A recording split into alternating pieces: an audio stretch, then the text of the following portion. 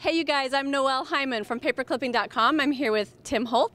Hi there. How you doing, Tim? Good. We're at the Ranger booth. Yeah, CHA Winter 2013. Can you believe it? No, it's Another the year. craziest year. Another I know. year of new stuff.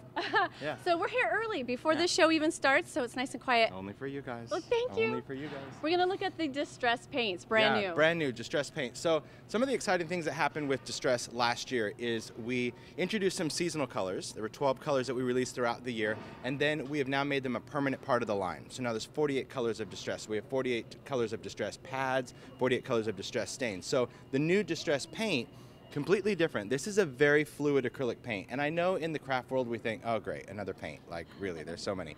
But Distress paint has some very unique properties like Distress. In other words, it is going to be reactive with water. So when this gets wet, it actually travels out across the surface. It dries with a great matte finish.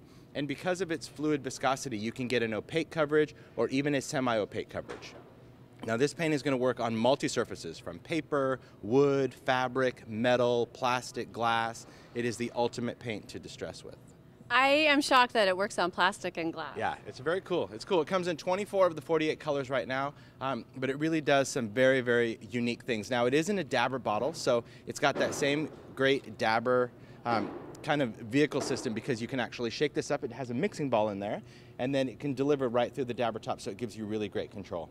Okay, so I'm trying to wrap my mind around how it works with water. Like I can't picture that, so we're gonna go see, right? Yeah, You're gonna demo I'm gonna this? demo it for you because you gotta see it to believe it. All right, Yeah. let's do it. It's very cool. All right, let's go right over here. All right, here we go. Hi, Izzy.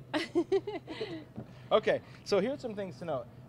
You can work on a variety of surfaces, but I'm just gonna show you just on a tag. And these are the paints. So again, we've got 24 colors, all in these great dabber bottles. Now, the fun thing about this, of course, with those new seasonal colors that are part of the line, you're going to see even some bright colors in Distress. You know, remember, because we released some bright colors. So this paint, I'm going to shake it up, so you can hear there's a little mixing ball in there, and that's really great for these acrylic paints. It is water-based, right? So when you work with it, you don't have to worry about using any other chemicals or anything. It's just going to be water-based. So first thing I'm going to do after I shake it up is I usually like to prime the dabber. So because this is first morning of the show, I get to prime them for the whole show. Press it down, and you can see, I'll just put some on the craft sheet.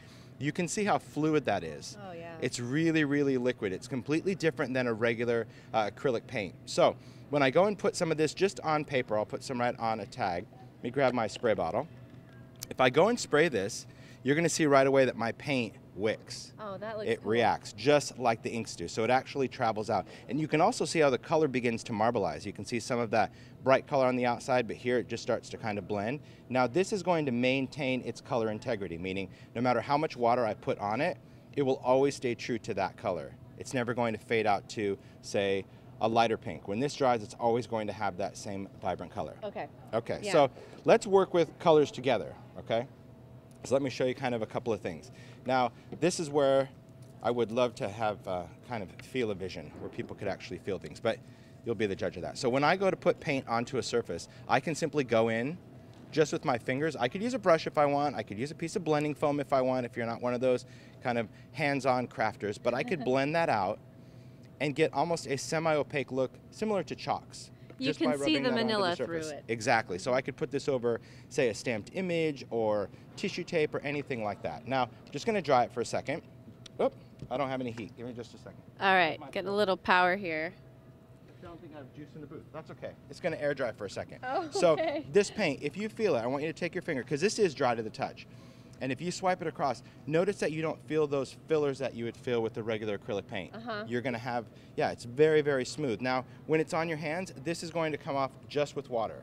It's not going to be like ink where it's going to stain your hands or anything like that. So it's really easy cleanup if you're checking your hands, aren't you? Nothing there. She's like, wait a minute. Yeah, so it's very, very easy cleanup. So if I want to go in and kind of combine colors, I can do that as well. So I can take You some mean colors. they blend? Yeah, absolutely. So I can put some paint like on my craft sheet. So same way we would do like with stains or ink pads or anything like that, I can put some different colors onto a surface.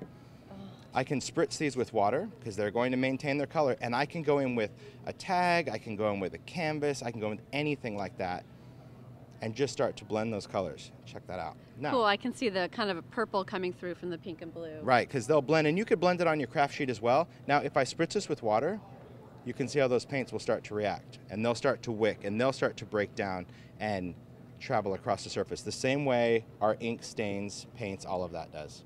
I want to make sure the camera can see this yellow and pink kind of becoming orange in some spots. Yep. That's so pretty. It's really cool. Look at that. Yeah, so you really have ultimate control with this paint just by using water. Now here's the best part. Once this paint is dry, if you went in and sprayed water, it doesn't re-wet.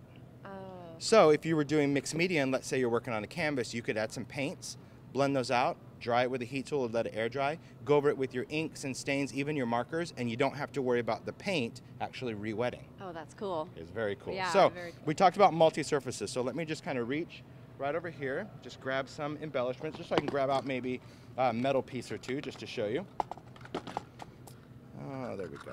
I'll take a little compass, take a compass point. But whether it's keys or whether you want to put this on kind of a glass vial, maybe you want to give it kind of that chippy paint look, you could do that.